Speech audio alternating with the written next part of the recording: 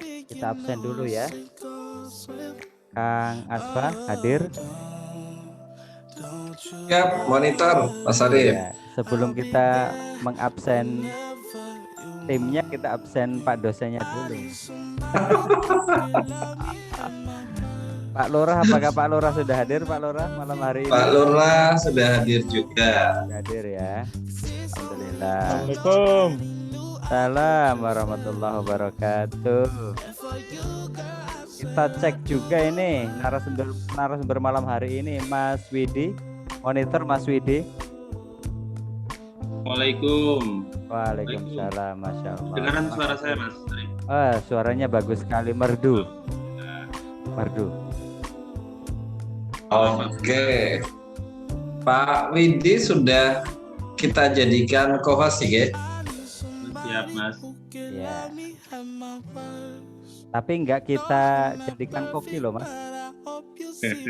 Jadi silahkan untuk kopinya, tehnya, STMJ-nya diracik terlebih dahulu, disiapkan. Karena malam ini kita akan bincang-bincang bareng Mas Widi jauh-jauh dari Kendal ya.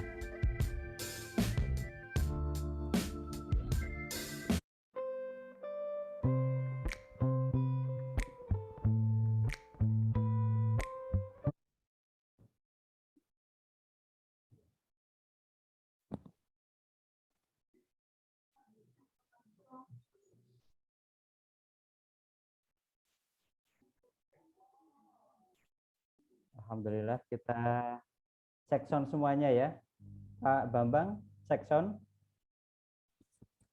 Cek sound. Assalamualaikum. Waalaikumsalam. Bagus.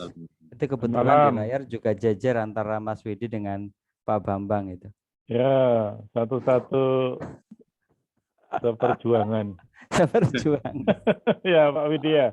Iya, Mas Lang. Satu kamar soalnya. Satu area dan satu frekuensi ya Pak ya. Yang terpenting itu. Baik, tepat kurang 2 menit kita mulai saja ya. Kita mencoba disiplin karena waktu adalah uang ya. Kita coba tepat waktu. Bismillahirrahmanirrahim. Assalamualaikum warahmatullahi wabarakatuh. Waalaikumsalam warahmatullahi wabarakatuh. Alhamdulillah wa syukurillah. Teman-teman Kamanse entusias, yang pertama marilah kita panjatkan puji syukur kita kehadirat Allah Subhanahu wa taala, atas limpahan rahmat dan hidayahnya kepada kita semua. Salawat salam semoga tetap tercurah pada junjungan kita Nabi besar Muhammad sallallahu alaihi wasallam. Bapak Ibu, teman-teman, sahabat-sahabat, adik-adikku semuanya, malam hari ini kita ketemu lagi Kamanse kajian malam Selasa. Dan Pak, suaranya bisa agak besar sedikit. Oke. Cek, sudah bagus suara saya? Cek, suara bagus sudah ya? Oke. Ya, baik. Udah, Pak. Ya, makasih, baik. Pak. Ya, terima kasih sama-sama. Terima kasih teman-teman yang sudah gabung di Kamanse malam hari ini. Kita ketemu lagi, tidak lupa. Terima kasih yang paling besar kepada narasumber kita, Mas Widi Mulyanto dari BMT Bismillah Kendal. Kemudian terima kasih kepada Pak Bambang selaku foundernya Kamanse ya. Kemudian Mas Asfa selaku tim sibuknya Kamanse, juga kepada UMBY Universitas Mercu Buana, kepada seluruh tim yang sudah memfasilitasi acara ini ya. Terima kasih juga kepada teman-teman gerakan BMT di seluruh Indonesia, teman-teman akademisi, UMKM, dan para mahasiswa, ya, siapa saja yang ikut di kajian malam hari ini, serta yang setia selalu menunggu hadirnya Kamanse, ya, para Kamanse entusias. Terima kasih sudah hadir malam hari ini. Nah, malam hari ini edisi yang kesekiannya, karena saking banyaknya ya, jadi kita sebut yang kesekian.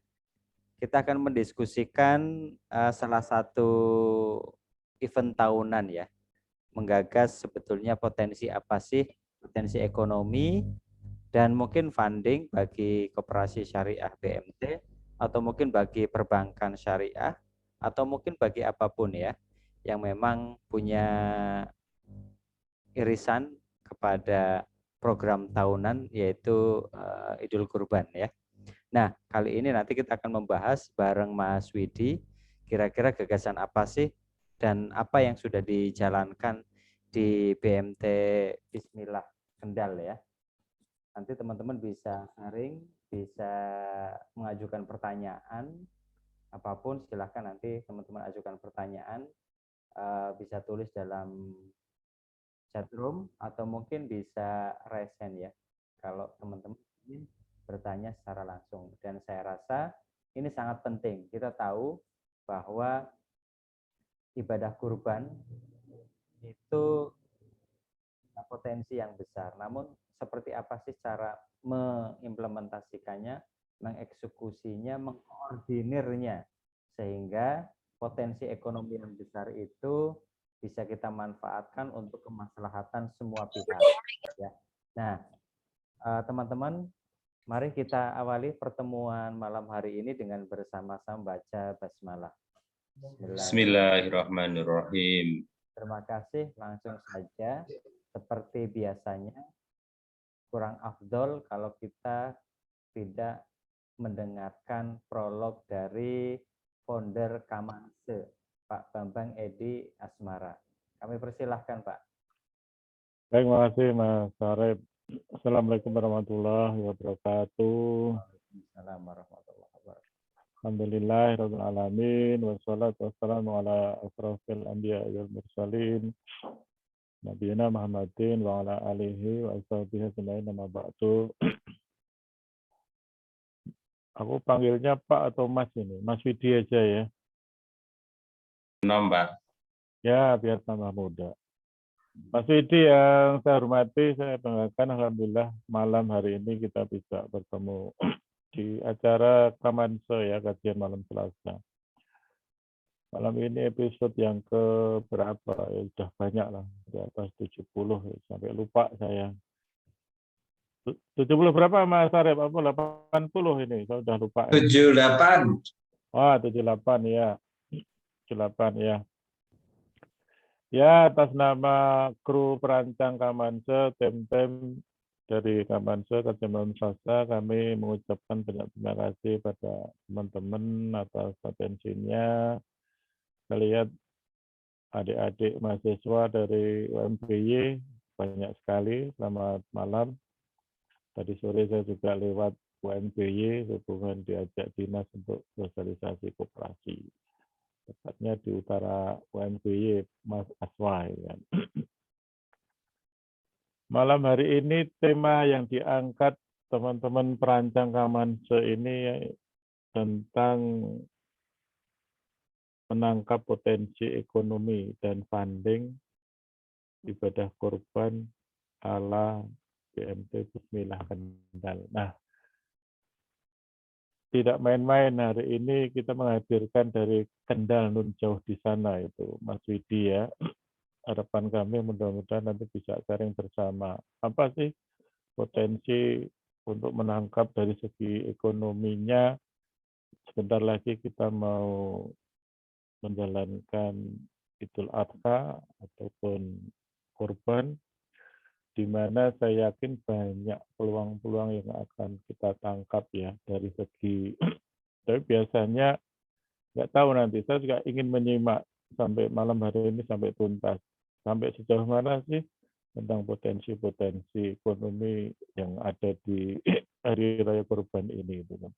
Yang jelas teman-teman gerakan BMT biasanya juga mengadakan bakti sosial ya dalam rangka Hari Raya Kurban ini. Sehubungan kita masih ya semi pandemi COVID-19 lah. Saya yakin gerakan-gerakan sosial ini biasa dilaksanakan oleh teman-teman BMT itu kan, termasuk BMT saya juga insya Allah kita akan bakti sosial kurban yang akan kita pusatkan di Kabupaten Kulon Progo ya. Nah, malam hari ini saya kira akan menarik ya potensi ekonomi. Kita dengar-dengar sekarang juga banyak isu-isu rumor tentang beberapa penyakit yang jadi di hewan sapi ya Mas Arif ya.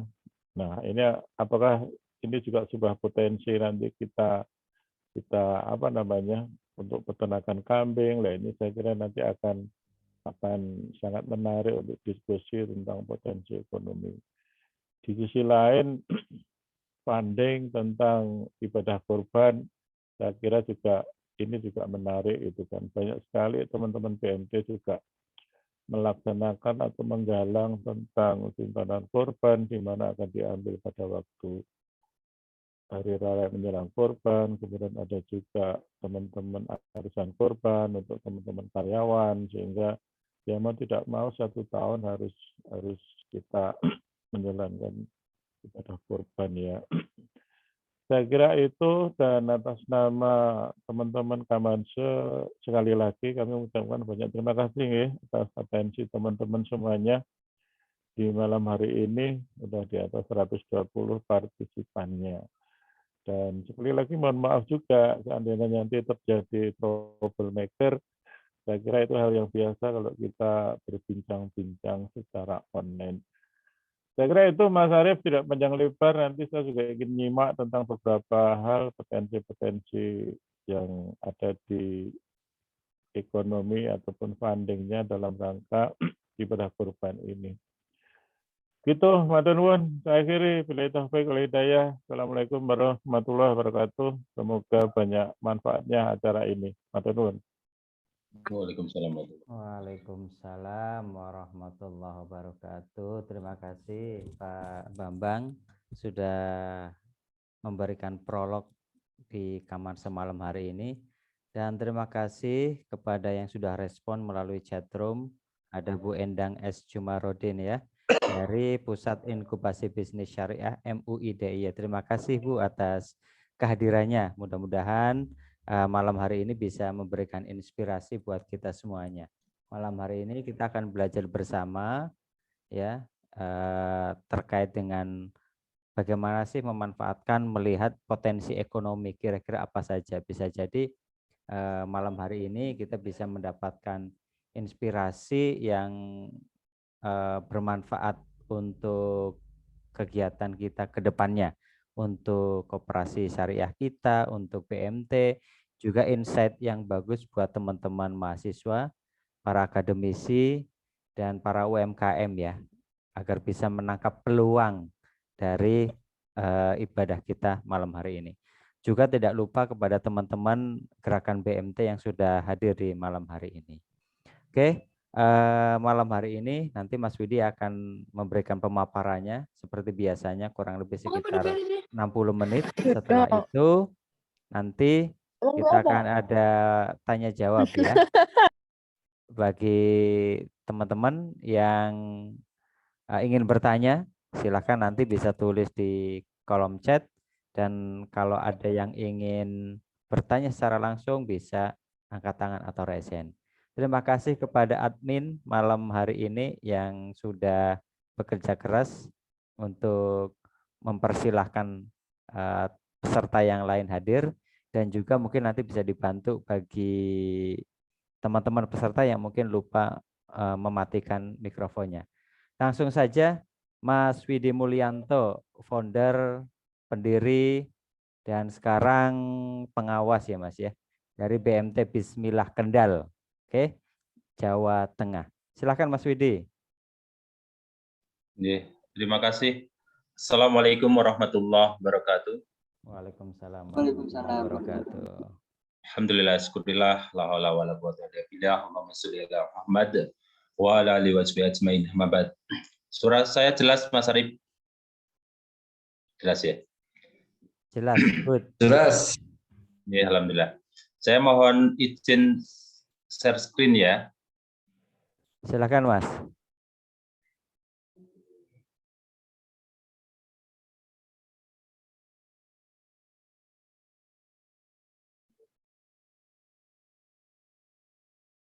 Ya.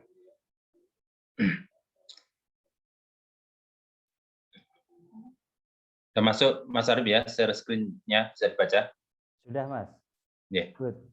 Ya, terima kasih teman-teman yang berbahagia, yang saya hormati Mas Bambang, rekan saya di pergerakan, kebetulan bareng-bareng di MPW, terus Mas Arif, teman lama yang sering sebagai partner diskusi, dan para sahabat-sahabat sekalian yang mohon maaf saya belum bisa menyebut satu persatu nih yang saya cintai, saya banggakan, adik-adik juga di mahasiswa. Alhamdulillah malam hari ini saya berkesempatan untuk silaturahim di sebuah majelis Zoomiyah yang suaranya sampai ke Jawa Tengah, sampai Kendal itu membahana ya, Kamanse. Terima kasih. Karena Kamanse ini juga menginspirasi teman-teman di Jawa Tengah bikin semar ngopi di malam Selasa juga. Gitu.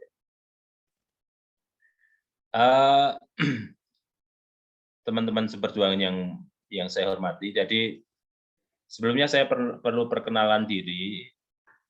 Tentang nama sudah jelas ya. Jadi saya masuk tepatnya diajak bapak-bapak para dai di desa. Karena BMT Bismillah itu letaknya di kota kecamatan. Di kota kecamatan, di Kendal pojok atas, di gunung ya, di gunung. Tahun 96 saya diajak gabung untuk ngurusi BMT. BMT itu apa, saya awalnya juga nggak tahu. Tapi ada sebuah semangat yang ditanamkan oleh para pendiri awal itu, beliau-beliau bilang ke kami-kami yang muda itu ini. Jadi BMT Bismillah itu didirikan, itu harapannya umurnya bisa lebih panjang dari umur para pendirinya. Dan dinisbatkan sebagai sebuah gerakan dakwah, pintunya ekonomi. Sekilas kira-kira gitu. Jadi dari awal sudah pilih jalan itu gerakan BMT Bismillah bukan sebuah bisnis melalui lembaga keuangan syariah, bukan, tapi pilihan dakwah melalui pintu ekonomi syariah. Kira-kira seperti itu ini. Jadi setelah sekian lama berjalan ya, jadi 96 kami berdiri, sekarang 26 tahun saya bergelut belajar di dalamnya dengan banyak pengalaman yang saya timba. Nanti semoga salah satunya nanti di Kurban bisa berbagi dan menjadi kebaikan semoga untuk teman-teman semuanya. Jadi kalau bicara potensi ekonomi ya, ekonomi atas sebuah perhelatan, terutama kita ngomong yang dekat nih Kurban ya, Kurban itu cukup fantastis ya. Jadi selama rentang 26 tahun saya bergelut di BMT, ini awal 26 tahun yang lalu dengan sekarang begitu berbeda, suasananya begitu berbeda. Karena awal gerakan BMT, gerakan ekonomi syariah 26 tahun yang lalu dengan sekarang itu jelas auranya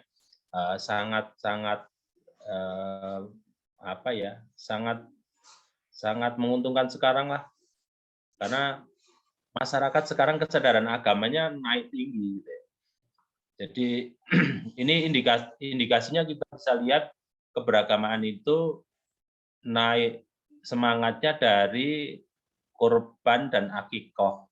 Jadi kalau tahun-tahun awal kami berdiri 96 itu boro-boro orang di pasar ada yang mau kurban gitu ya. Jadi kurban itu hanya segelintir kalau di kami, karena di kota kecamatan ada di jauh dari ibu kota kabupaten ya. Sangat minim. Terutama di daerah-daerah, karena di sekitar tepi hutan masalah akidah itu begitu rawan, kristenisasi, korban dari orang-orang di kota-kota kecamatan juga masih minim. Tapi dengan bergesernya waktu, jadi hari ini kita lihat kesadaran beragamanya cukup tinggi. Terlihat dari data kami ya, dari dulu awal itu kami masuk pasar mengenalkan pada orang gitu ya, bagaimana menabung kurban dan macam-macam gitu ya. Itu posisi sekarang dana kelolaan kami atas simpanan kurban ini, saya coba simpanan kurban ya di BNZ Bismillah. Angkanya 1,37 miliar. Mungkin belum sebuah angka yang besar, tapi ini menunjukkan tren naik dari tadinya tidak ada, masih minim, sekarang angka itu naik menjadi angka 1,3 M. Dengan jumlah penabung kurban, itu posisi bulan kemarin itu 1.002 orang. Dari anggota kami yang 8.000 ya. Jadi ini satu kondisi yang menurut kami ini menunjukkan indikator naiknya kesadaran beragama. Ini satu potensi ekonomi ya, saya berangkat dari potensi ekonomi. Angkanya cukup fantastis gitu ya. Di sampingnya sebenarnya saya sandingkan potensi ekonomi lain yang berhimpitan dengan ibadah kurban, yaitu sama-sama domba. Ini ngomong di BMT Bismillah ya, sekilas saja. Jadi di kami selain kurban itu kita urusi, kita juga karena bergelut di masalah perdombaan ini, kurban, kita juga menangkap peluang-peluang yang naik kaitannya dengan kebutuhan konsumsi masyarakat saat ini. Jadi kalau kebutuhan domba di Indonesia itu sangat besar, ini kan satu potensi ekonomi ya. Ini terlihat dari tadi data kurban, yang kedua data konsumsi. Permintaan domba dari peternakan rakyat kami itu sekarang 3.000 ekor per bulan. Sementara baru bisa memenuhi kisaran di 1.500. Nah, ini potensi peluang ekonomi yang bisa digarap bareng, sebenarnya juga sebuah potensi ekonomi yang cukup besar. Nah, malam ini kita akan lebih banyak ngobrol pada masalah kurbannya. Jadi tantangan yang hari ini kita hadapi, kami hadapi, mungkin teman-teman juga hadapi sama, tentang satu pemahaman masyarakat umat Islam tentang kurban itu, yaitu pemahamannya menjadi tantangan untuk kita meskipun bentuknya berbeda. Kalau di awal dulu pemahaman tentang kurban itu masalahnya pada mereka mau korban atau tidak. Sehingga dulu dari minim kita genjot bagaimana dengan pemahaman kurban, bahwa kurban itu satu ibadah yang dilakukan Rasulullah setiap tahun beliau berkorban gitu ya. Karena pemahaman dulu kan beberapa masyarakat kita itu berkorban cukup sekali seumur hidup dan bagi yang mampu. Maka di satu wilayah kadang kalau orang kayanya itu sudah berkorban sekali, maka tahun-tahun berikutnya nggak ada korban, sehingga minim korban di tempat itu. Nah, pemahaman ini kita garap dengan adanya kajian pendampingan rutin. Kita kebetulan punya 6 desa binaan di tepi daerah rawan kristenisasi, dari nol tentang bagaimana mereka belum ada korban, kita bangun pemahamannya dengan dipancing. Kita kirimi hewan kurban gitu ya. Nah, nanti saya ceritakan bagaimana proses, bagaimana menghiburnya ya. Tapi kita pancing sehingga lama-lama dengan didampingi kajian, kalau di kita di desa binaan itu selapanan, itu kita bangun pemahaman masyarakat bagaimana berkurban itu yang penting niat. Gitu. Bukan masalah mampu dan tidak, tapi mau dan tidak. Gitu. Jadi ternyata propaganda ini cukup berhasil tentang pemahaman. Karena terbukti setelah pendampingan cukup panjang, 15 tahun itu, desa-desa yang tadinya mereka itu minim, rawan kristenisasi, kita suplai dipancing dengan distribusi hewan atau daging kurban dari yang kita koordinir. Hari-hari ini mereka menjadi desa yang surplus korban. Mereka mulai bisa membagi daging korbannya keluar dari desa-desa mereka yang dulunya minim. Yang kedua tantangannya pemahaman sekarang ya. Kalau kita lihat masalah sekarang orang berkorban mulai banyak. Orang berkorban mulai banyak. Cuma masalahnya kalau di sekitar kami korban itu bagaimana tidak keluar dari kampungnya. Jadi berkorban di daerah sekitar, di RT-nya, di desanya gitu ya. Pengennya mereka memang menyembelih. Marme itu menyembelih korban melihat prosesi penyembelihan. Padahal di daerah-daerah desa-desa di pelosok itu tentang kesadaran korban atau apa ya, kemampuan berkorbannya masih minim gitu ya. Di satu sisi orang-orang yang mampu itu masih pengen bagaimana korban itu dikelola di daerahnya. Maka pemahaman ini, tantangan pemahaman dari pemahaman tadinya belum korban menjadi berkorban, setelah yang sekarang kita coba kampanyekan, bagaimana berkorban itu nanti tidak cukup di desanya atau di kampungnya, tapi harus keluar. Maka ada satu slogan yang kita dorong nanti di propaganda itu, korban tidak cukup satu. Saat pemahamannya sudah mulai tumbuh, orang-orang mulai berkorban, tapi korbannya itu di lingkungan setempat, maka kita edukasi dengan edukasi selanjutnya, korban lebih dari satu. Satu itu tetap di kampungnya, satu itu dikirim ke daerah-daerah yang mereka membutuhkan.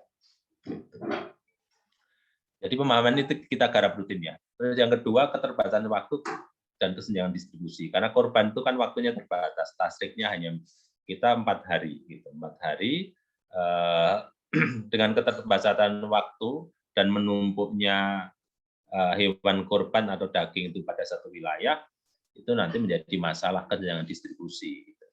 Nanti juga kita coba tawarkan solusinya. Yang selanjutnya koordinasi yang lemah antar penyelenggara korban. Biasanya kalau di kami ada RT, masjid, musola. Itu saat ngomong kesadaran distribusi, mereka mulai tumbuh, cuma koordinasinya lemah. Database tempat-tempat yang mau dikirim itu biasanya belum bisa rapi, gitu. Sehingga satu tempat, satu KK, itu kadang bisa menerima dari 3 tempat, gitu ya. Dari 3 panitia, sementara ada tempat lain yang lewat. Nah, ini tantangan kita yang ke depan juga nanti perlu kita hadapi. Ini berawal dengan permasalahan tantangan tadi. Alhamdulillah setelah sekian lama penghimpunan di kami, alhamdulillah cukup lumayan, meskipun belum bisa sebanyak dengan lembaga-lembaga yang sudah eksis seperti DD, ACT ya. Tapi perhimpunan kami tahun-tahun lalu sudah mencapai 120-an. 120-an bagian sapi atau kita hitung domba. Jadi kalau seseorang itu patungan sapi ya berarti dihitung 7 bagian. Jadi capaian kita kemarin sekitar angka 120 itu hitungan bagian sapi atau domba. Berarti kalau dikonversi domba ada 120 domba, gitu.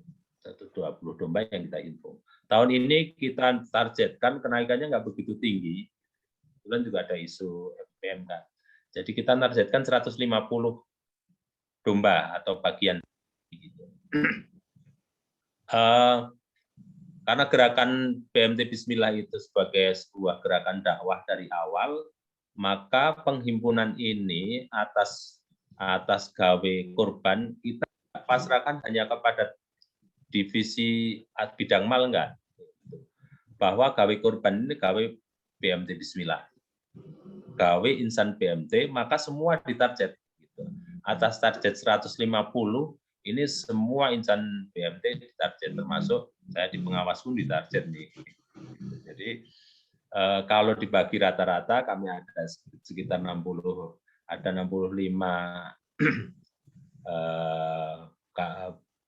karyawan di kami ya, itu rata-rata ditarget bagaimana satu karyawan memasukkan 3 agar 3 3 anggota ini menitipkan domba, bagian sapi, nanti patungan, atau daging, bagian dari daging sapi, ke BMT Bismillah untuk distribusinya.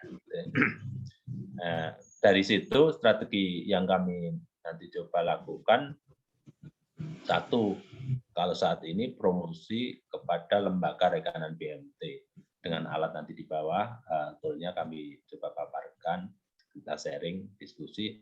Yang kedua, promosi ke individu anggota atau donatur. Karena kita punya kajian rutin Ahad pagi yang dihadiri sekitar 500 orang, maka pasar itu kita maksimalisasi. Dari situ mungkin bisa masuk sekitar 20-an. Yang lain nanti kita cari di anggota kita yang tersebar di pasar, di kampung yang biasa ditarik oleh teman-teman marketing. Nah, ini salah satu propaganda kita.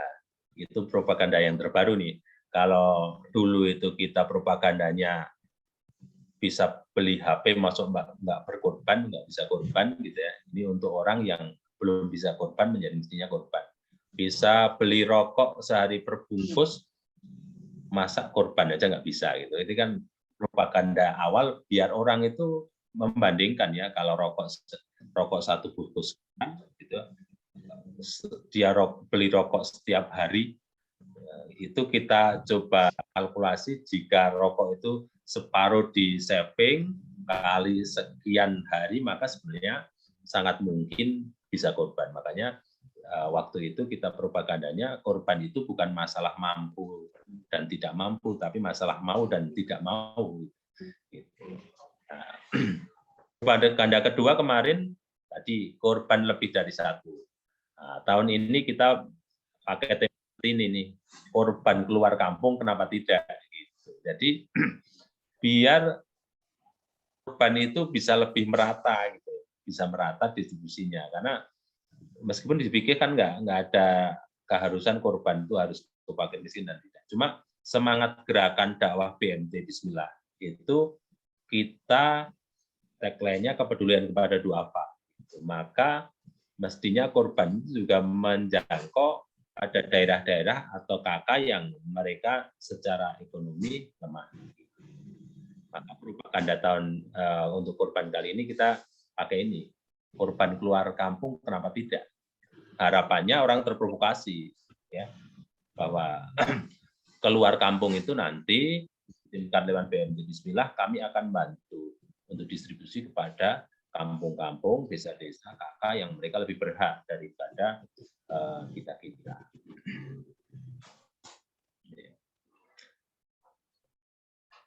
Untuk masalah edukasi kaitannya dengan pemahaman,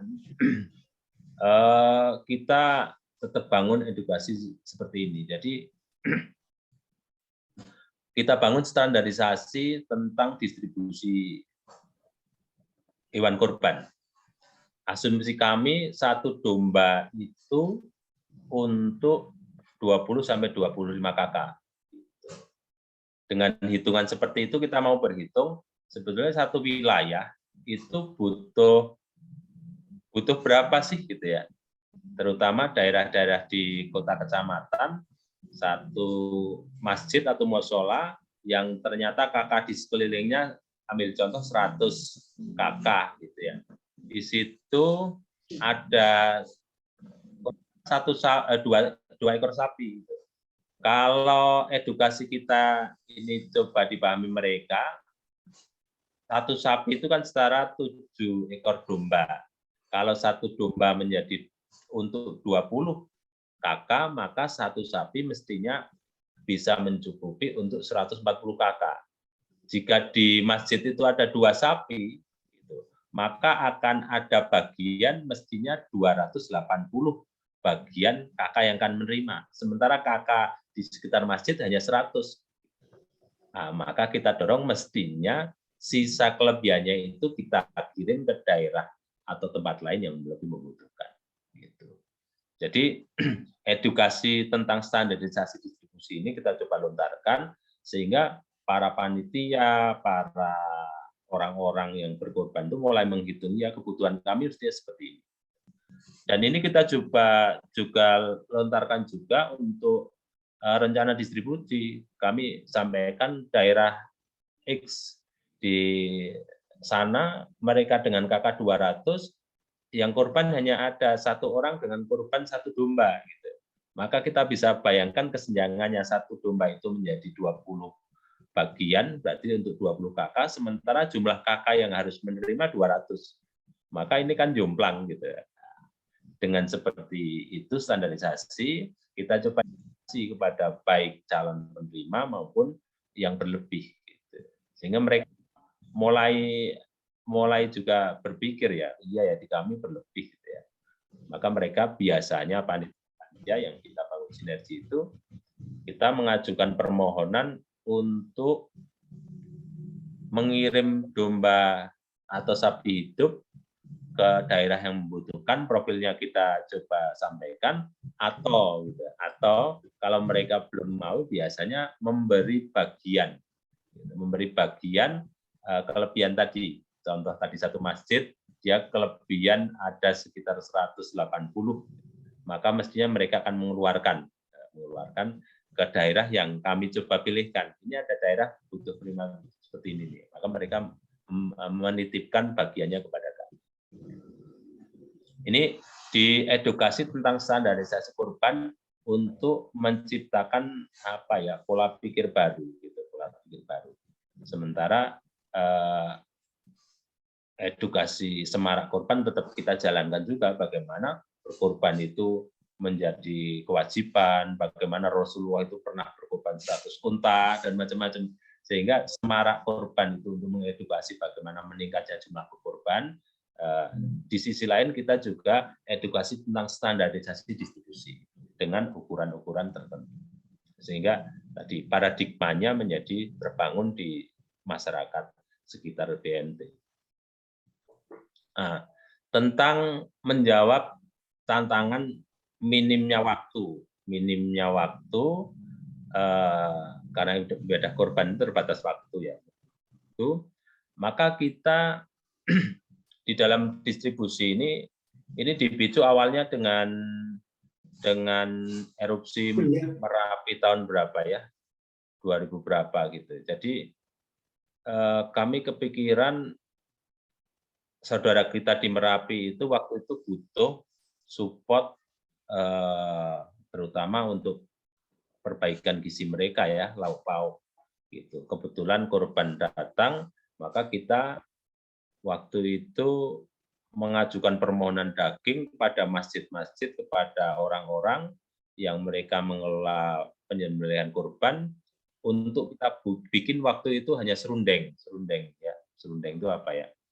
Serundeng lah. Jadi empal daging itu kita potong-potong, biar tahan sekitar 1 minggu. Kita kirim ke Merapi, waktu itu cukup banyak. Kita memberdayakan ibu-ibu masak, terus kita kirim ke Merapi, sehingga daging korban olahan itu bisa tahan sekitar 1 minggu untuk saudara kita di Merapi. Nah, dari situ kita mulai berpikir bagaimana mestinya keberlimpahan daging di satu tempat itu butuh dikemas, dimasak, sehingga waktu distribusinya menjadi lebih lama. Maka waktu itu kami mencoba memasak, terus dikemas, dimasukkan dalam kaleng. Ini kaleng pengalengan korban, kita juga nitip teman di Jogja juga, pada ada satu teman yang gudegnya itu kan dikalengin tuh, maka kita nitip ke sana ini. Gimana kalau masakan rendang tongseng kali gulai itu di kaleng gitu ya.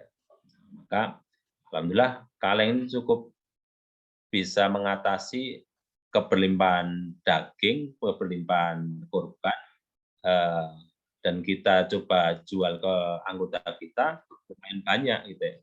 Karena kaleng ini bisa tahan 1 tahun, sehingga distribusinya bisa lebih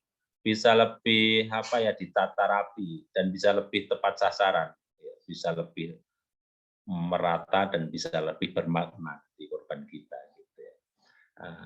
Korban ini di kaleng itu kebetulan karena pengurus kami juga pengurus Laismu di Kendal itu, kaleng ini diangkat ke ke Laismu. Nah, sekarang menjadi branding kurbanmu, rendangmu di Laismu se-Indonesia ya. Maka kami nggak pengen benturan nih. Maka kami bangun branding 2-3 tahun lalu dengan abon kurban. Gitu. Jadi abon kurban itu lebih fantastis. Kalau kaleng kurban itu sapi seharga 22 juta mendaki 350 kaleng bisa bertahan 1 tahun. Abon kurban ini dengan sapi seharga 22 juta, berarti patungan itu sekitar 3.150.000 lah. Bisa menjadi 500 bungkus abon 100 gram, nanti kemasannya cukup bagus.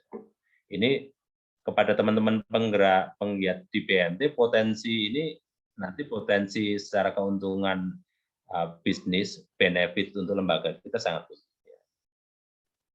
Nah, ini yang saya katakan benefitnya sangat tinggi, karena kami coba berkolaborasi kepada rekanan-rekanan, karena BMT itu biasanya ada rekanan lembaga keuangan lain ya, untuk penampatan dana-dana likuiditas kita. Maka kita coba bangun, nawarkan kepada mereka, gitu. Mungkin dari CSR atau dari para karyawannya, mereka mau nitipkan kepada kita, gitu.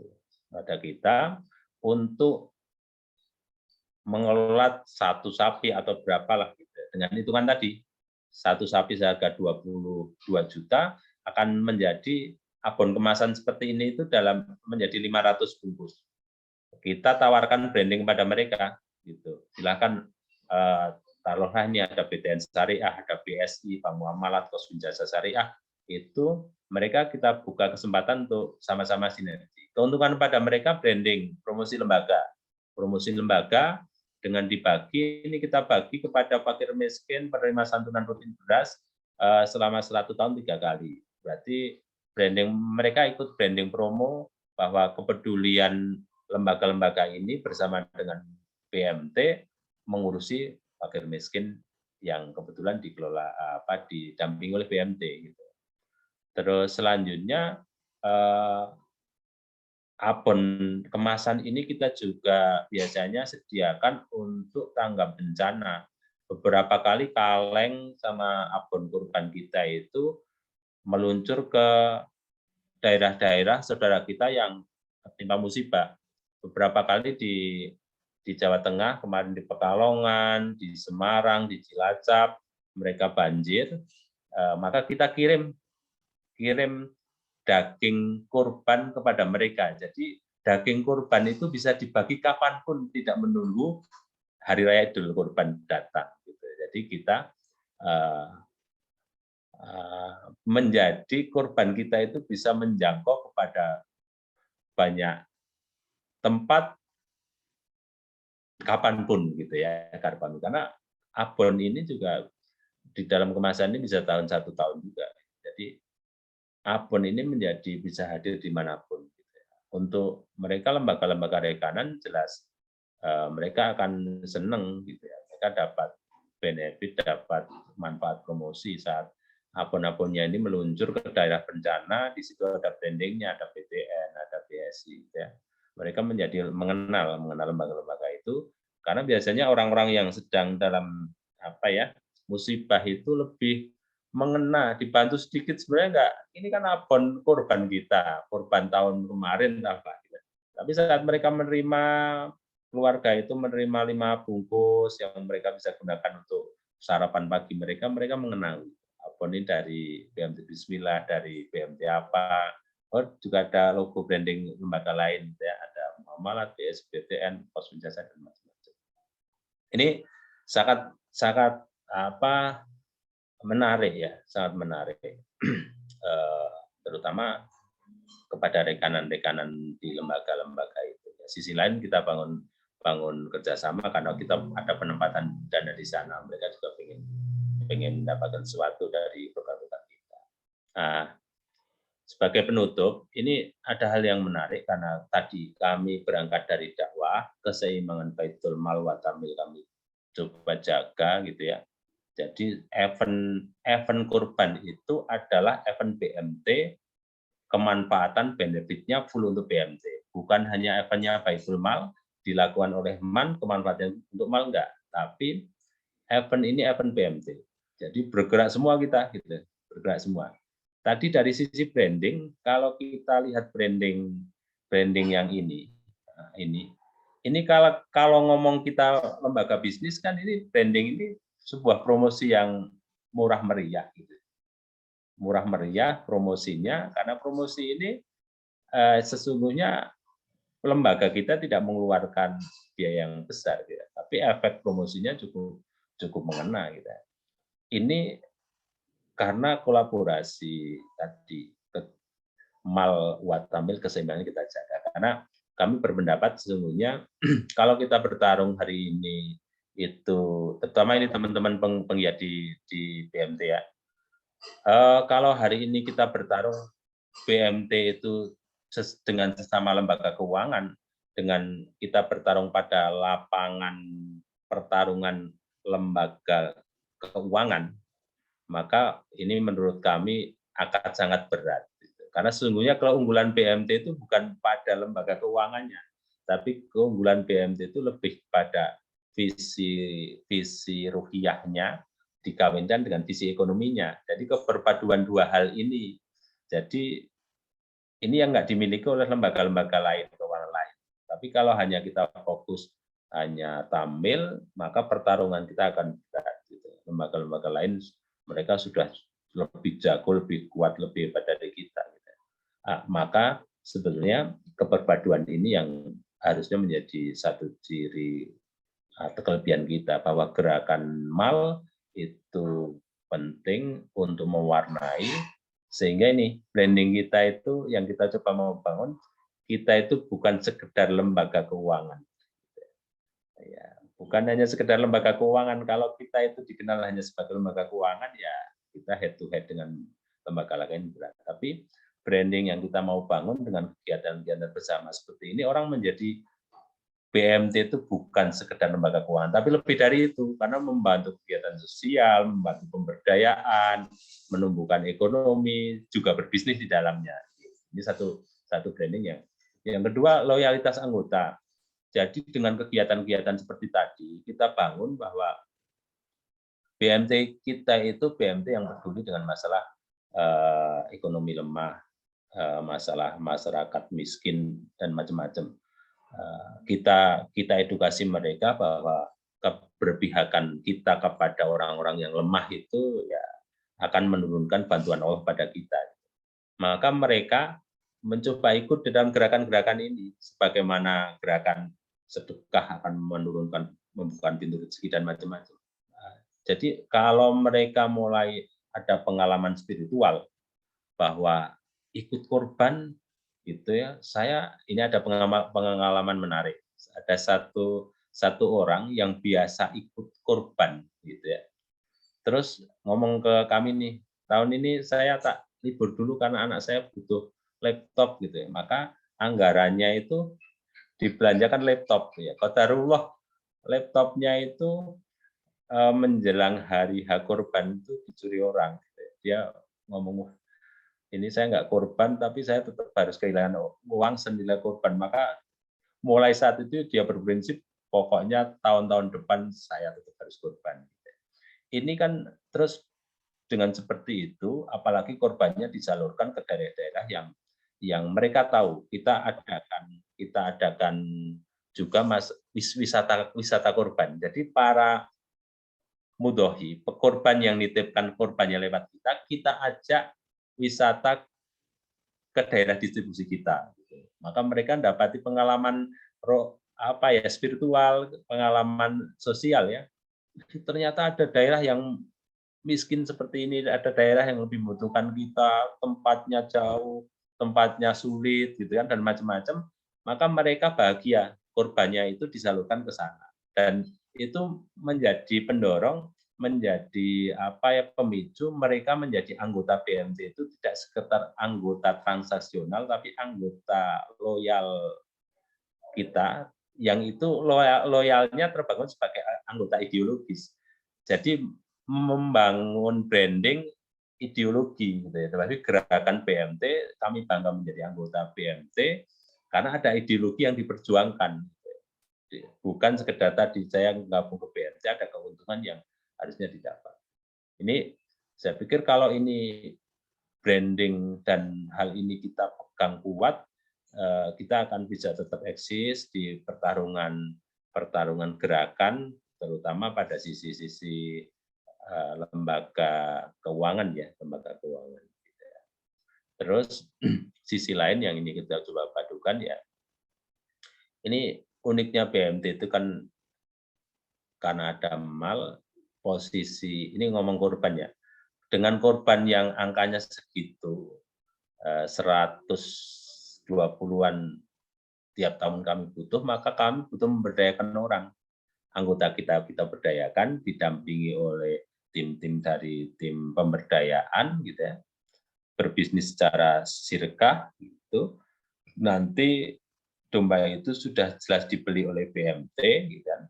Di situ ada putaran keuntungan yang bisa dibiayai dengan dana-dana pembiayaan, pendampingannya dari orang pemberdayaan. Maka potensi ini bisa menggulir menjadi potensi ekonomi yang cukup besar ya, cukup besar. Kalau kami hitung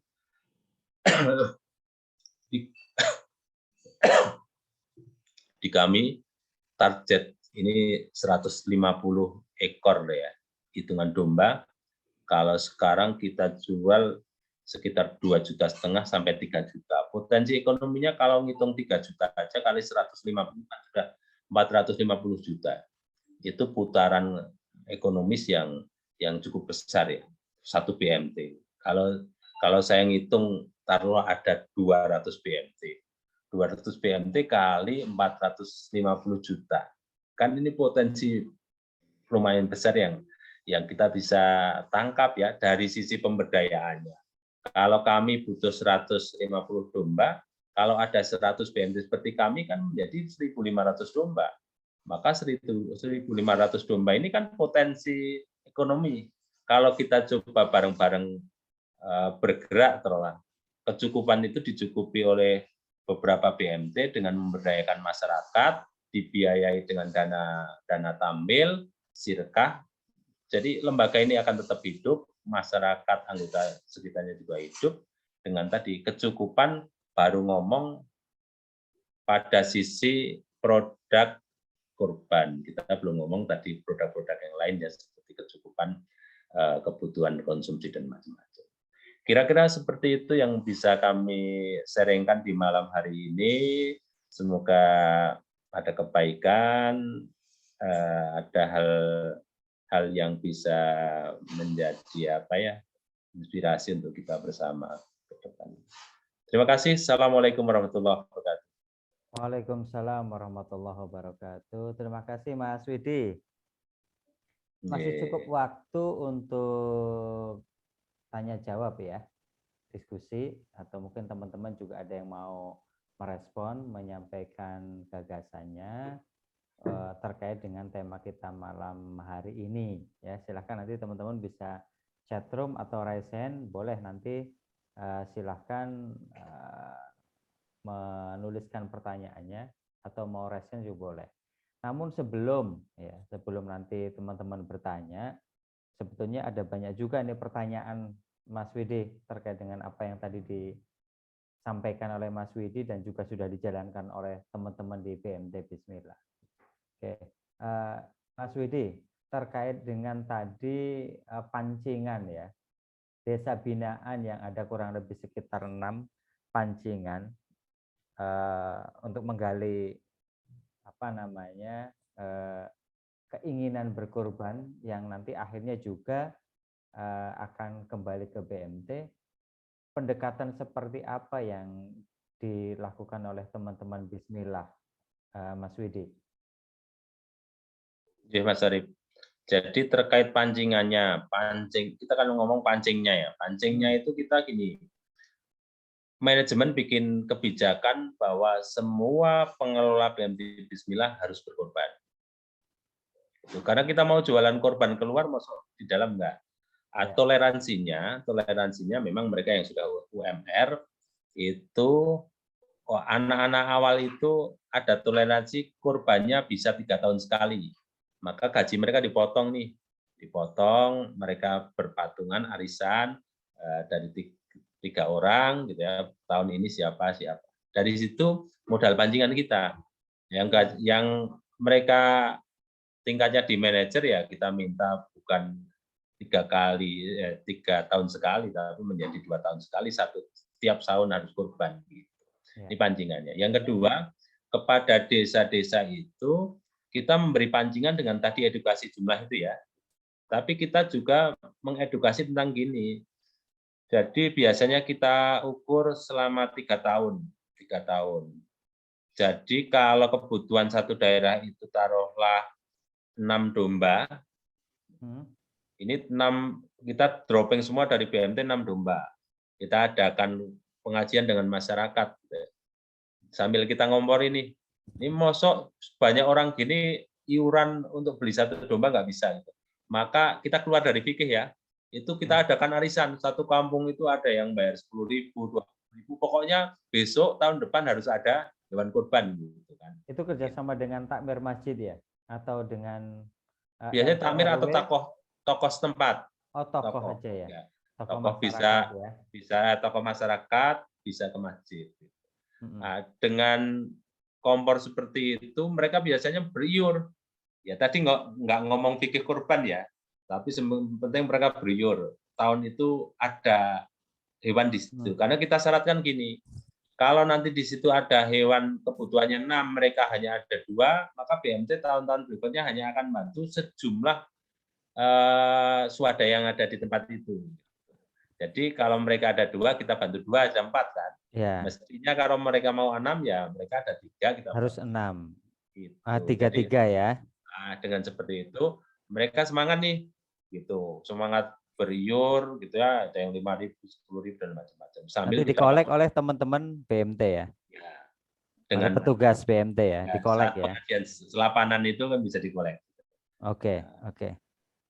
Tentang pemahaman fikihnya nanti saat mereka sudah mulai ada korban di situ kita diskusi. Mestinya secara fikih nggak benar itu. Ya, pelan-pelan ya. Berarti dikolek secara umum dulu melalui pengajian atau dalam pengajian akbar. Setelah itu ada follow up-nya ya. Betul. Rutin ya, pertemuan rutin mereka. Selapanan biasanya kita. Oh, selapanan. Iya, selapanan itu 35 hari. 40 hari. Oh, 40 hari, sorry. 40 hari ya. Oke, berarti per 40 hari itu mesti ada pertemuan ya. Ya, ada. Tugas nih setiap kita dibagi ke desa mana. Oke. Dari tadi pengumpulan dana 1,3 miliar tadi, Mas Widi, yang ada 1.000 sekian orang, itu berarti juga seluruh segmen ya, di pasar tradisional, kemudian di kampung juga seperti itu ya, Mas ya? Iya, jadi yang banyak memang di pasar itu lumayan banyak karena mereka kan terus kita edukasi dengan hanya waktu itu ya sehari nabung 5.000 bisa berkorban gitu kan. Maka mereka buka tabungan korban. Yang penting itu korban itu mau dulu gitu. Nah, ternyata di pasar cukup banyak mereka yang buka tabungan korban. Ya, ditarikan marketing kita yang ada di ibu-ibu pedagang di kampung juga lumayan. Sehingga tadi ada angka sampai sekarang 1.002 orang ya, 1.002 orang. Iya. Oke, Mas. Kemudian tadi ada produk yang diabonkan. Itu biaya abonnya berapa? Sumber dananya dari mana, Mas? Jadi 22 juta itu sudah include dengan biaya kita itu. Oke. Kita hitung dengan biaya. Jadi kalau buka-bukaan detail nantilah ya kita di belakangan enggak di sini. Tapi itu jadi kalau teman-teman ada yang tertarik contoh ya ini di Mas Arif di saya nitip 1 sapi lah seharga 22 juta gitu ya. Nanti abonnya branding full dari Amanah Ummah gitu kan. Nah, dari BMT jenengan gitu kan. Itu bisa. Jadi kita hanya bantu bikinkan aja mesankan. Gitu. Tapi kalau mau nitip juga bisa. Ini separuh dibagi ke Bismillah gitu juga boleh. Dan abonnya juga anggota ya? Abonnya ini kebetulan kita pengabonan. Bikin abonnya di anggota BMT Tumang di Boyolali. Oke, Yang oke. mereka memang pabrik yang sudah ekspor di situ. Oke, oke, oke. Jadi memang tempat khusus ya. Ya, Kalau ada kelebihan daging, misalnya ada lokasi yang kelebihan daging, itu kan terus BMT Bismillah menerima daging. Betul kan, Mas? ya betul. Nah, Itu juga kemudian menerima kelebihan daging. itu penyimpanannya gimana, Mas? Tentu kan jumlahnya besar ya. Apakah punya freezer khusus atau bagaimana teknis sampai ke proses pengabonannya kan ada jeda waktu tuh biasanya, Mas. Jadi biasanya kita menerima distribusi yang ke panitia itu kita sudah sebar surat hari-hari ini ya, 1 bulan sebelumnya atau nanti 3 minggu sebelumnya, bahwa mereka kita minta kelebihan dagingnya untuk store kita. Jadi kalau kelebihan dagingnya sudah di store ke kita, maka yang sebenarnya yang kita kirim untuk bikin abon itu sapi hidup. Jatah sapi hidup yang biasanya dibagi untuk desa-desa itu mendapat ganti dari tadi panitia-panitia yang mereka ngasih daging itu, Mas. Oke, oke. Jadi masalah penyimpanannya menjadi minim. Memang pernah kita nyimpan ya, tiba-tiba banyak panitia itu tanpa konfirmasi nitip ke kita gitu. Iya, Kita iya. nyewa tiga apa ya, tempat penyimpanan besar itu. Iya, oke. Oke. Terima kasih, Mas. Mas, ada pertanyaan di chatroom ya, Mas ya? Mungkin kita bahas satu-satu ya. Pertama dari Mas Umar Syahid. Ya, pertanyaannya, ini mahasiswa UMBY. Pengelolaan kurban yang telah disampaikan Pak Widi itu ditinjau dari tuntunan Al-Quran dan Al-Hadis. Bagaimana ya? Mohon pencerahannya. Nanti sekilas mungkin nanti bisa disampaikan. Kemudian pertanyaan yang kedua dari Sleman atas nama Joko Pramono. Ada pemahaman bahwa berkurban lebih mantap dilakukan di kampungnya sendiri. Tadi di awal sudah disampaikan. Bisa jadi di kampungnya bisa surplus daging kurban. Strategi apa yang bisa dilakukan agar berkurban itu bisa berbagi dengan kampung yang minus daging kurban? Monggo, Mas. Dua dulu ya. Ya. Kalau tadi ini terutama yang tinjauan syariah dari sisi yang diabonkan itu ya? Ya, bisa atau jadi. Gimana itu? Ya, bisa jadi. Kalau diabonkan gini, secara fikihnya kan kurban itu yang penting disembelih di hari tasyrik kan? Ya. Gitu. Tidak ada ketentuan yang melarang bagaimana distribusi dan penyimpanannya. Tapi kan sampai tasyrik. Jadi kita pakai itu aja dasar itu. Jadi hewannya tetap disembelih di hari tasyrik. Tapi kemudian bagaimana dagingnya itu diolah sehingga lebih bisa bermanfaat untuk jangka panjang. Gitu. Itu kira-kira tinjauan sisi syariah. Nanti mohon kalau ada teman-teman yang bisa bantu, alhamdulillah. Jadi kami pakai sisi itu aja. Jadi di tasyrik semua memang disembelih. Justru karena semua disembelih di tasyrik menjadi penumpukannya kan 4 hari itu cukup krusial. Gitu. Terus yang tadi kedua tentang menumbuhkan tadi ya. Jadi memang ini bukan hal yang instan. Jadi karena kita BMT Bismillah itu memang banyak lakukan kegiatan-kegiatan sosial. Jadi kita memang banyak ngasih propaganda bagaimana kepedulian kepada sesama itu dibangun, gitu. Termasuk nanti di masalah korban. Gitu. Jadi kita tadi ngomong mestinya di jenengan itu kebutuhannya hanya sekian karena satu domba itu menjadi 20 bagian kan. 20 bagian itu sekitar rata-rata terima daging mungkin sudah sekitar hampir setengah on lah gitu. Dengan balungan kan lumayan sudah. Ini kita edukasi gitu. Memang nanti tantangannya kan masalah urusan hati nih. Marem nggak marem tuh. Maremnya itu kami gitu kan. Tetangga kami dapat banyak. Nah, justru itulah edukasi kami yang tadi nggak bisa instan ya. Jadi sering kita sampaikan bahwa di tempat lain loh banyak mereka yang ternyata tidak pernah dapat daging kurban, sementara di kita berlebih. Gitu ya. Nah, ini sering disampaikan di pengajian, di forum-forum, gitu ya. Dengan analogi seperti itu maka mulai mereka berpikir juga ya. Apalagi tadi diajak wisata. Gitu. Jadi nyembelihnya tetap di sini nggak apa-apa, oke. Tapi bagiannya kan, di satu tempat itu mungkin hanya cukup bagi untuk 200 orang sehingga lebih gitu ya. Ada kelebihannya itu dibikin acara untuk wisata kurban. Di sana kita bagi, lihat kontras, oh iya ternyata daerah ini gitu ya. Maka biasanya dari situ muncul apa ya? Tadi keinginan berbagi dengan orang lain. Oke. Pertanyaan berikutnya, Mas Widi dari Pujianto. Adakah fasilitas khusus bagi sohibul kurban? Misal dapat jatah daging berapa bungkus? Bagian sohibulnya, Mas, itu bagaimana, Mas? Jadi di kita propagandanya memang udah daging kurban itu kalau udah diberikan udahlah gitu ya. Meskipun kita tetap ngasih ruang kepada sohibul kurban yang tetap meminta.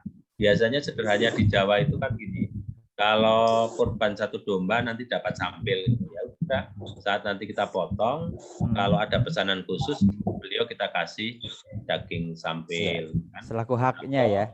Betul, atau kita kasih karena 1 bagian domba itu menjadi 20 kan haknya sepertiga kan, sepertiga. Nah, sepertiganya itu dia dikasih 5 atau 7 bungkus gitu kan. Biasanya gitu. Kalau ada request khusus, tapi kalau nggak ada request khusus kita sudah piurkan bahwa ini kita niatkan hewan kurban kita itu untuk orang lain. Oke. Oke, Mas. Terima kasih. Terkait dengan pemaparan Mas Widi tadi, yang hitungan 1 domba untuk 20 sampai 25 kakak ya, itu hitungannya 1 kakaknya dapat berapa banyak, Mas?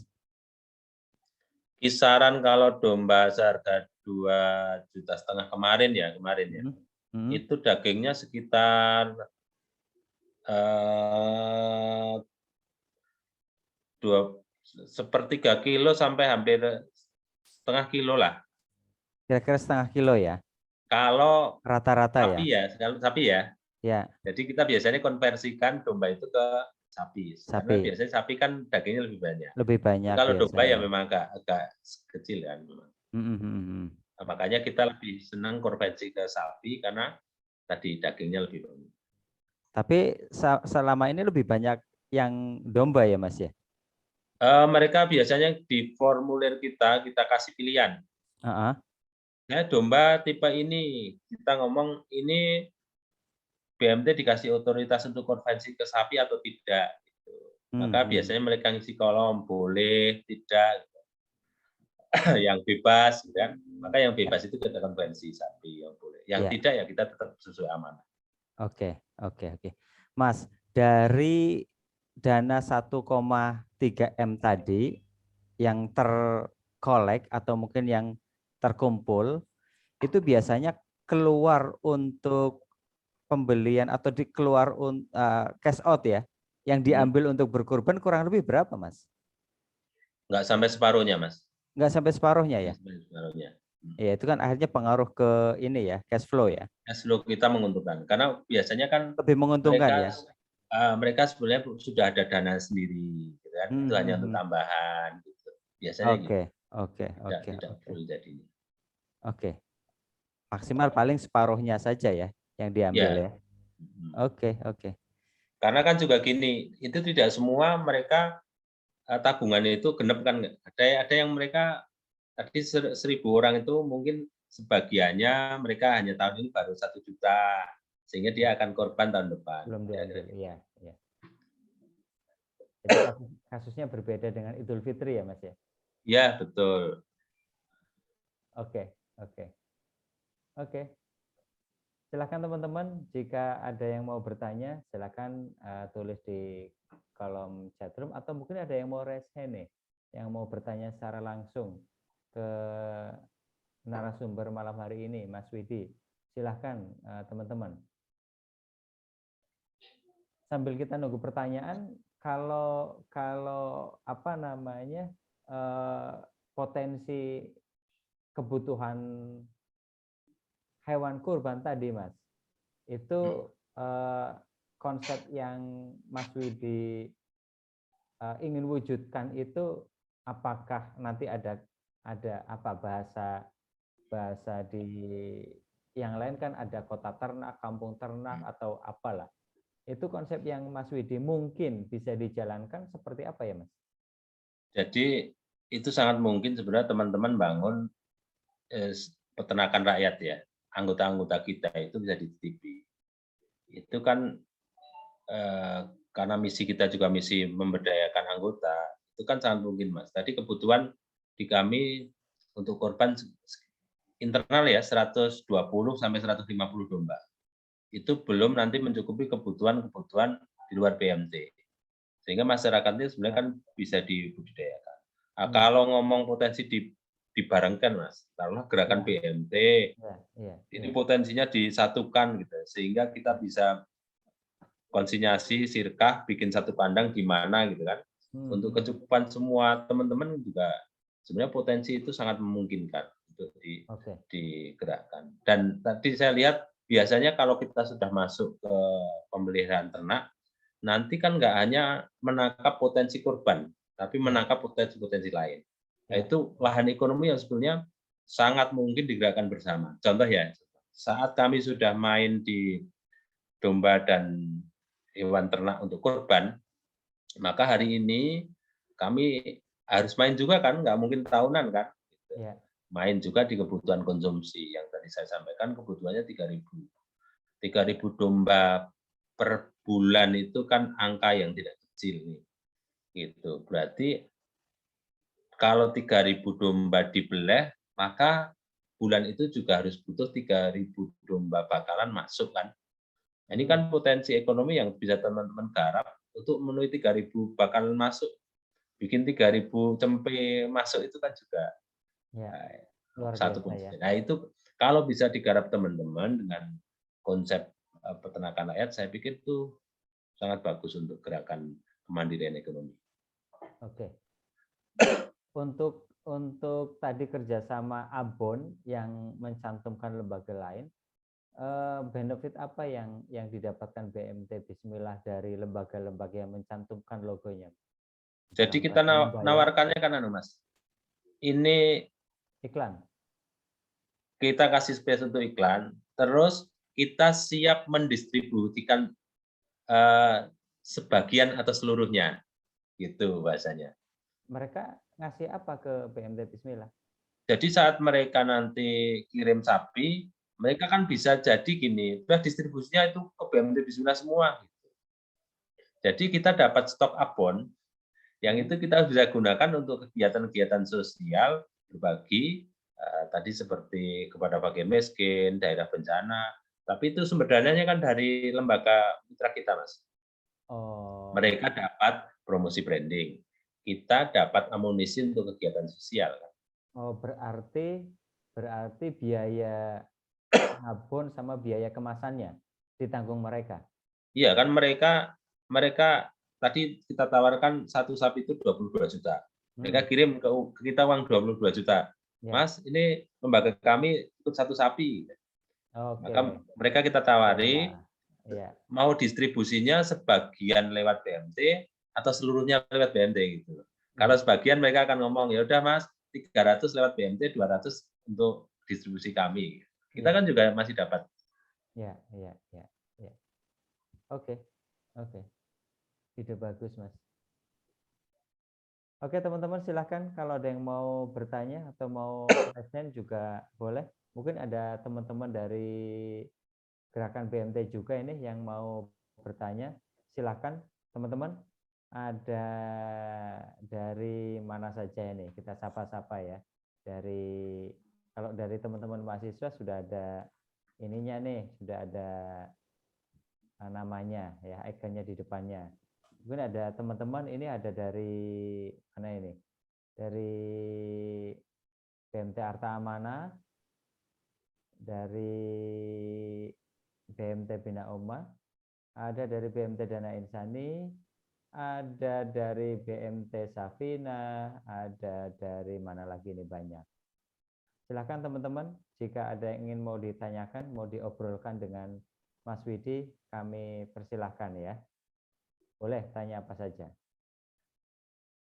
Tapi kalau orang-orang kita lebih suka korban domba, itu bukan berarti ini pengaruh dari provokasi strategi kolonial Belanda ya Mas ya, yang adu domba itu ya Mas ya, bukan kayaknya ya Mas ya. Iya, Video kan adu domba tuh Mas. Jadi orang-orang akhirnya senang kurban domba karena terbiasa diadu domba kayaknya Mas dulu Mas. Oke, silakan teman-teman kalau ada yang mau ditanyakan.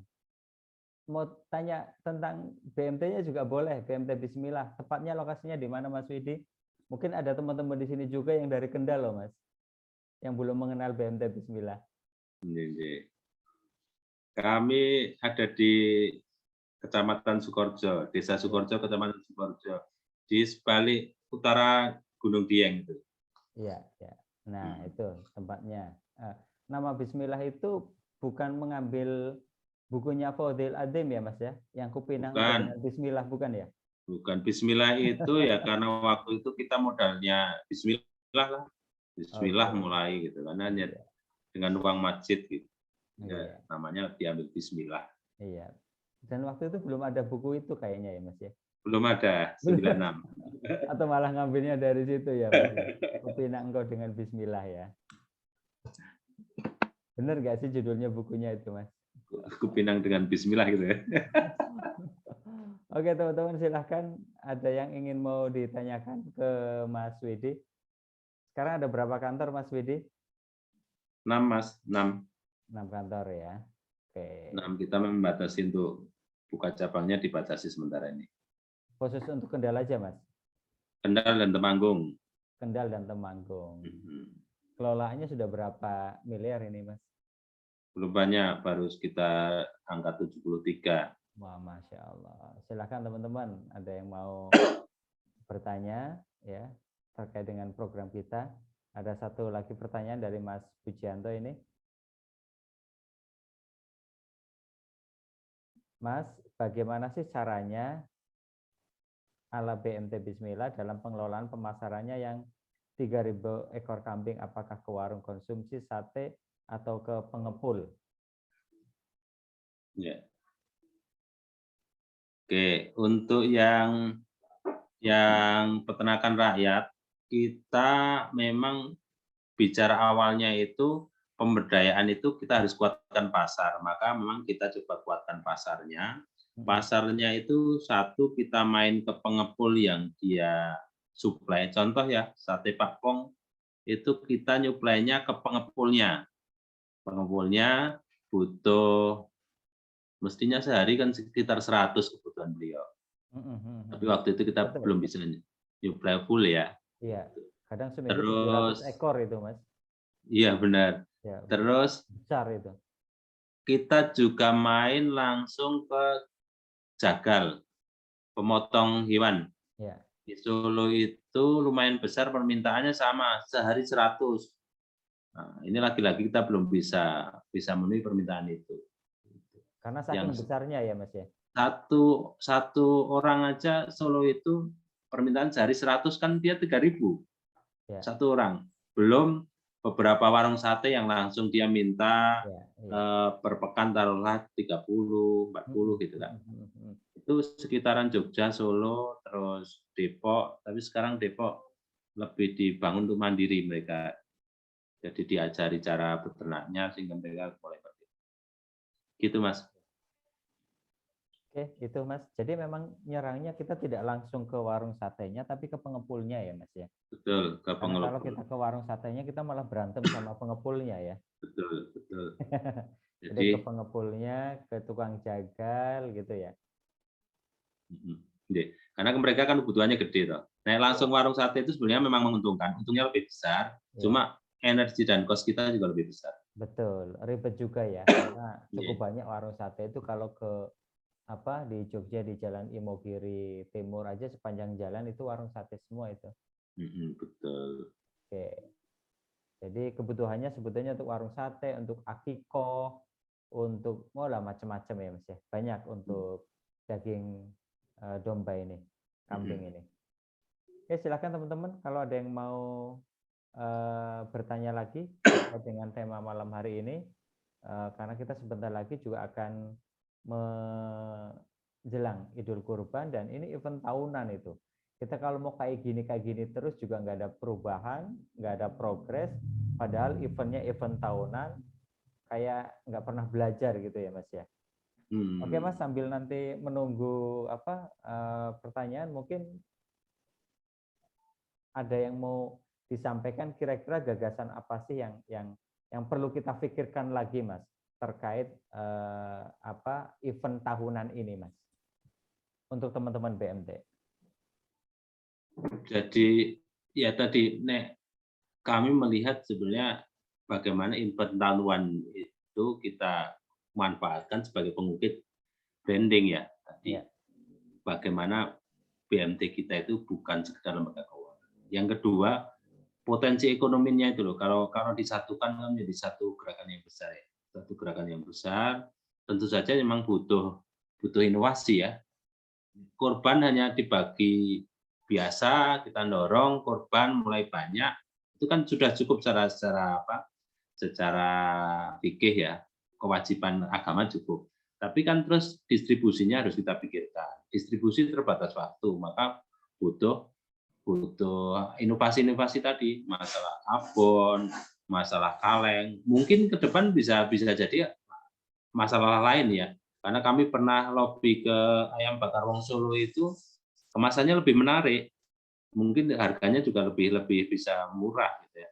Cuma mesinnya begitu besar, butuh sekali masuk itu volumenya gede. Nah, ini kan sebenarnya butuh sinergi. Kalau itu dirasa penting kan dengan bergabungnya itu bisa gitu ya. Ada terobosan-terobosan seperti itu bisa masuk. Karena tadi lebih simpel lagi di ayam bakar Wong Solo itu, kemasannya pakai aluminium foil, sudah siap saji gitu ya. Jadi daging korban itu bisa bermanfaat kapanpun gitu, tidak hanya milik korban.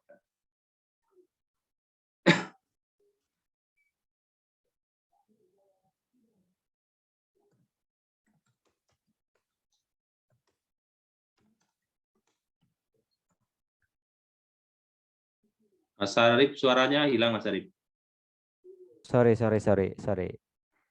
Oke, berarti memang cara berpikir kita adalah bahwa kurban tidak dihabiskan hanya pada event dalam waktu yang pendek ya, tapi bisa dipakai untuk waktu yang berbeda, juga bahkan mungkin di suasana yang berbeda ya Mas ya. Iya, jadi hal itu yang kita coba terus gulirkan ya. Karena tadi kalau kurban hanya dibagi pada momen kurban 4 hari itu ya mungkin manfaat, tapi kan ada keterbatasan tadi kan. Sementara kadang korban itu dengan terbatasnya waktu, panitia mereka sibuk pengen bagi kemana-mana, tiba-tiba hari ke-6 kita dapat informasi, oh ternyata daerah sana nggak dapat nih, kasihan gitu. Dengan dikemas tadi kan kita bisa masih datang untuk bagi kan. Iya, betul. Oke, terima kasih Mas. Terima kasih Mas Pujianto dari BMT Fastabik Pati. Ini kayaknya kapan-kapan mau ke Kendal katanya Mas. Siap, dengan senang hati ditunggu Mas Puji. Ditunggu Mas Puji, ya. Salam buat tim Fastabik juga, Mas Agus, Mas Hasib, ya, dan lain-lain. Oke. Pertanyaan berikutnya, Mas Widi dari Mas Suryo, BMT Arta Amanah. Dalam melobi daging surplus di suatu masjid, apakah ada kendalanya? Biasanya ada lembaga lain juga yang melobi daging selain BMT. Apa rahasianya agar masjid tersebut lebih memilih menyalurkannya ke BMT, Mas? Jadi kalau di kami itu memang kita bangun sinergi dengan beberapa masjid dan panitia itu. Tidak hanya di event kurban ya, di banyak event lain. Kita sering contoh ya, untuk kurban program bersih-bersih masjid, tim BMT atau tim lain kita support membersihkan masjid mereka. Jadi hubungan ini tidak hanya hubungan saat kurban. Orang-orang masjid itu ikut kajian di kita, mereka menjadi tokoh di situ, kita kasih peluang untuk mereka mengusulkan warga mereka sekitar masjid yang butuh bantuan untuk mendapatkan program BMT Bismillah tentang santunan rutin bulanan dalam Ya. rangka. Santunan Mereka anak bisa ya Mas ya. jadi kita bangunnya itu tidak hanya bangun komunikasi saat mau kurban, tapi ya kita hadir itu untuk menyelesaikan masalah-masalah umat ya, termasuk masalah di lingkungan masjid. Nah, Ya. kita hadir gitu. Dengan kebersamaan seperti itu kan ya udah, kalau sudah kenal itu kita kadang nggak formal aja udah ngomong hari ini gitu. Mas, besok kalau ada konjenengan kelebihan ke kami ya, oke siap gitu. Jadi sudah enteng aja. Ya. Kadang kita juga tanya, ini konjenengan berapa ini Mas jenengan? Ini kami ada 10 ekor, oke nanti kami minta sekian-sekian gitu. Karena komunikasi itu terbangun nggak hanya sesaat, tapi terus kita bangun di gerakan dakwah di semua lini lah. Ya, ya. Jadi memang harus dibangun, dan kalau belum ada hubungan dengan masjid ya mulai dari sekarang ya Mas ya. Betul. Lakukan Jadi kita sekarang dengan beberapa program-program yang lain ya. Entah itu santunan anak yatim, entah itu charity dengan apa, mungkin ada bagi sembako atau menolong orang yang sakit atau membantu pemberdayaan apa dai-nya masjidnya. gitu ya. Ada Iya. banyak yang bisa dilakukan sebagai pintu masuk. Namun teman-teman juga mesti punya target goal apa yang mesti kita capai di masjid tersebut. Gitu ya Mas Widi ya. Betul. Jadi menurut saya fokus kita bukan goal target kerja kita, tapi fokus kita bagaimana membangun kolaborasi bersamaan untuk menyelesaikan masalah umat. Ya, ya, ya. Nah, kalau itu yang menjadi fokus kan nanti apapun nggak hanya kurban ya kita. Contoh Ramadan kemarin kami menghimpun dana peduli Ramadan untuk apa, itu kan tinggal masuk aja ke mereka karena udah kenal. Jadi iya, anggota-anggota masjid-masjid ini karena udah kenal, besok diminta Ramadan, habis ini kurban, besok diminta apa lagi, terus mereka peduli Palestina juga maksudnya lewat BMT semua, karena dibangunnya kan kita tidak sekedar transaksional ya, bukan pas kita butuh gitu, apapun kita bersama aja. Kira-kira gitu. Terima kasih Mas Widi. Mungkin kita sudah di menit-menit terakhir Mas Widi. Ya, sudah jam 9.23, 7 menit lagi mungkin harus kita akhiri. Mungkin closing statement-nya Mas Widi untuk teman-teman BMT, gerakan BMT, atau mungkin seluruh masyarakat. Silakan Mas Widi. Ini sebelum closing, ini ada satu pertanyaan saya jawab ya. Oh iya, boleh. Oh iya. Saya malah nggak baca. Boleh Mas? Iya. Saya bantu baca deh Mas. Masih luas peluang untuk beternak hewan kurban, berkolaborasi dan bersinergi untuk menghasilkan profit. Apakah BMT Bismillah sudah mempunyai peternakan sendiri? Juga apakah mungkin ada peluang untuk investor ke peternakannya? Jadi sementara ini kami milih bukan BMT Bismillah bangun peternak sendiri, tapi kita membangun peternakan rakyat, anggota-anggota kita dengan pola sirkah. Maro Jadi istilahnya Mas. Maro. bahasa Cuma Jawanya konsepnya kayak konsep kemitraan ayam pedaging tuh. Jadi anggota kita syaratnya dia punya kandang, standarisasi kandang kita yang bikin. Nanti Tentukan, Mas. ditentukan kandangnya harus bentuk seperti ini, panggung, bahannya ini, speknya seperti ini kita tentukan. Terus nanti pelatihan pengelolaannya kita juga kasih, dombanya kita isi dengan ekonomis itu satu orang kisaran awal itu 30 ekor ngelola di kampung itu. Ya. Satu orang 30 ya. 30 karena nanti bisa ada yang sudah terbiasa itu mereka bisa satu orang 200 ya. Iya.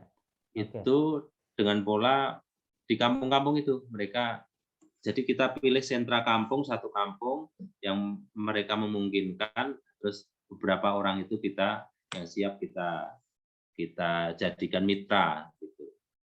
Atau Terus kelompok tadi juga bisa ya Mas ya? gimana? Kelompok juga bisa ya, nggak cuma satu Itu orang. polanya kelompok. Jadi kita masuk ya, kampung pola itu kelompok. wajib Oke. berkelompok Yes. karena nanti wajib pertemuan minim 1 bulan sekali dengan pola MKU. Oke. Jadi sebetulnya lagi-lagi